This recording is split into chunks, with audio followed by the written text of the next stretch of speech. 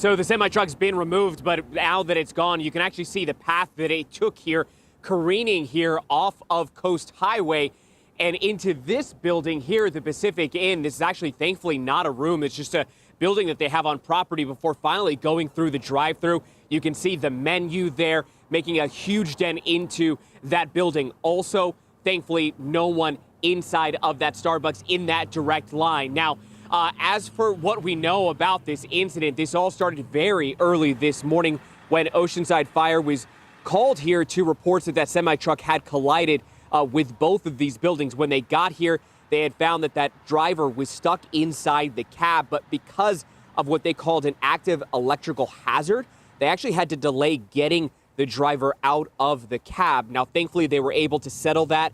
They were able to get everybody that was inside of the Starbucks, the staff there, safely evacuated, as well as that driver out of the cab. Now, there was one employee and one driver that sustained what they're describing as non-life-threatening injuries. Both were transported to Scripps Memorial Hospital in La Jolla, but this was a huge scare, especially for those that were on their morning commute. We met one of those drivers who actually came back to the scene to come back to take some videos, but saw it all happen from their rear view mirror. Here's what they had to say.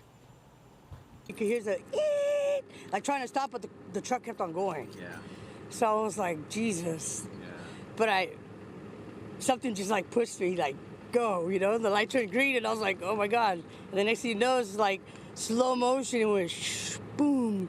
It went over the curve, and then it hit the building. Pretty violent to see, again, a semi-truck still lodged when we got here on scene, and even just the amount of work that it took to get it out here.